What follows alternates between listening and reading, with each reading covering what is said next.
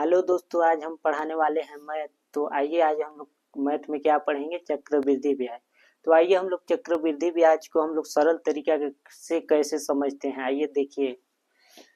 तो चक्रवृद्धि ब्याज को इंग्लिश में क्या बोलेंगे कंपाउंड इंटरेस्ट। ठीक, तो क्या है, अब हम लोग क्वेश्चन को सोल्व करते हैं, ठीक है ना।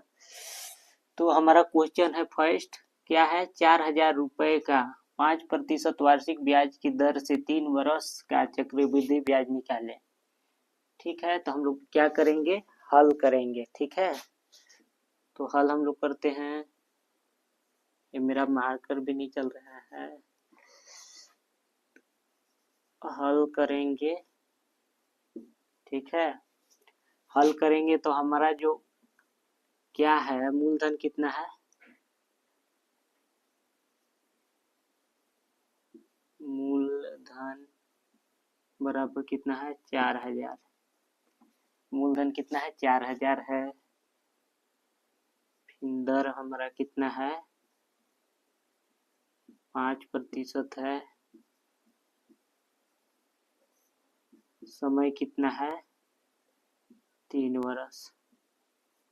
हम लोग देखिए इस प्रकार से भी लिख सकते हैं और शॉर्टकट भी कर सकते हैं। तो हम लोग आइए थोड़ा समझते हुए हम लोग क्या है आगे क्वेश्चन को सॉल्व करेंगे।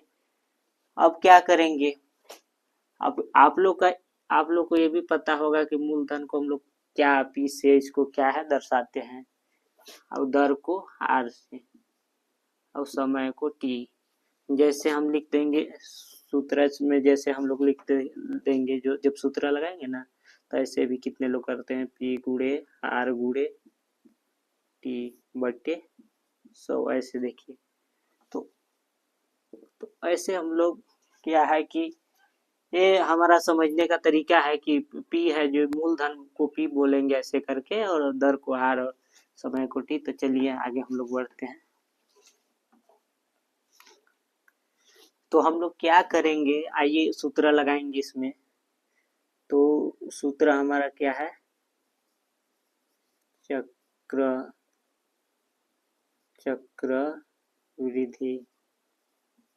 चक्रवृद्धि ब्याज ना, चक्रवृद्धि ब्याज।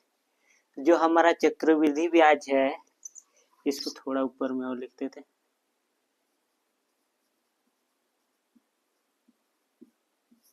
चक्रवृद्धि ब्याज बराबर क्या होता है, मूलधन, मूलधन गुणे क्या हो जाएगा, 1 प्लस दर है ना, बटे में 100। ये दर है भाई, दर। यहाँ क्या होगा, कोष्टक बंद हो जाएगा और समय है। तो क्या हम लोग करेंगे, आइए देखते हैं आगे। हम लोग क्या है, मूलधन हमारा कितना है, 4,000।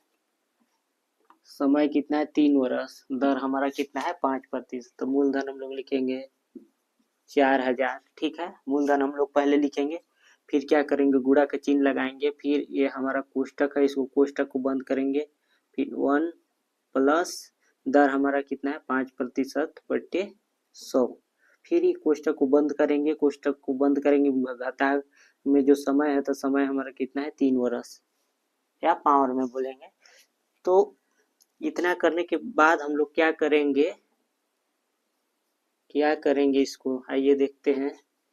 4,000 गुणे, इसको काट देंगे, 20 पंचे 100, एक बच गया है ना। तो हम लोग क्या करेंगे, इसको ऐसे लिख देंगे, 20 है ना, ये 21 हो गया, 21 बट्टे 20। ये कोष्टक बंद कर लेंगे, और ये 3 हमारा समय, ये 3 है। ठीक, अब क्या करेंगे हम लोग, इतना करने के बाद हम लोग चलिए इस साइड करते हैं। तो हमारा एक 4,000, ठीक है, इसको इतना करने के बाद यहाँ लिखेंगे हम लोग, ये कितना बार है देखिए, 21 बटे 20 है, इसको 3 है ना, तो हम लोग 3 बार लिखेंगे। तो 4000 गुणे 21/20, इसको क्या करेंगे हम लोग 3 बार लिखेंगे। ठीक है, अब 3 बार लिखने के बाद हम लोग क्या करेंगे, उसको कि काटना है हम लोग को। अब ये देखिए 1 0 2 0 3 0, 1 0 2 0, ये 3 0, 3 0 से 3 0 कट गया। अब यहाँ 4 है तो ये 2 2 दूना 2 एकम 2, 2 दूना 4, तो ये दोनों 2 से ये 4 क्या है कट गया, तो हमारा यहाँ 2 बचा है। अब ये 21 जो है ऊपर, उसको क्या करेंगे हम लोग गुणा कर लेंगे।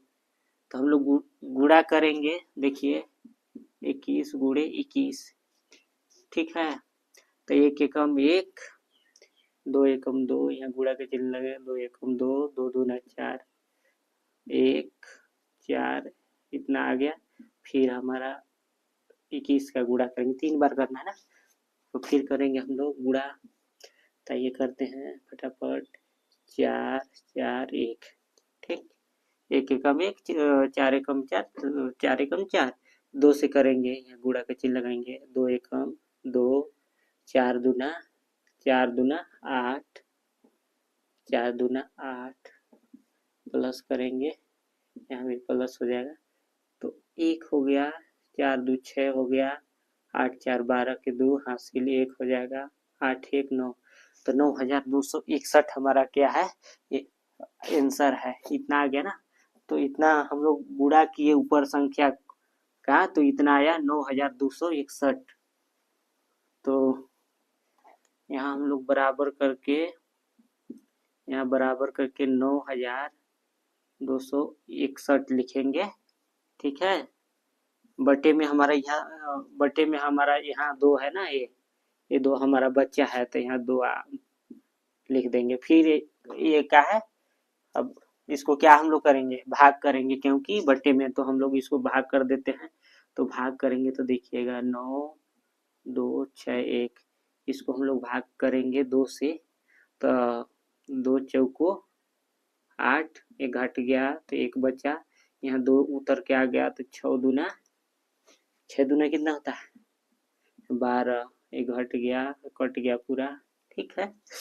अब यहाँ 6 आ गया, 2 तिहाई 6, ये भी कट गया, ठीक है, ये भी कट जाएगा। फिर 1 है तो 1 हमारा यहाँ आ गया है, 1 आ गया ना, 1 आ गया तो 1 आ जाएगा। फिर यहाँ ये छोटा संख्या है, देखिए 1 है जो छोटा संख्या है, 2 एकम 2 से नहीं जाएगा, 2 से 3 रहता है, 4 रहता तो हो सकता था, 2 से छोटा है 1 है, इसलिए नहीं जाएगा। तो हम लोग यहाँ 0 लगाएंगे, ठीक है, तो 0 लगाएंगे, यहाँ 0 बढ़ेगा, ठीक है। 0 के बाद हम लोग यहाँ क्या है, दशमलव लगा के 0 बढ़ा सकते हैं, तो हम लोग क्या करेंगे कि 0 यहाँ लगा दिए, यहाँ 0 बढ़ा दिए, फिर 2 पंचे, यहाँ दशमलव लगा देंगे ना, 2 पंचे 10, ठीक है, ये कट जाएगा।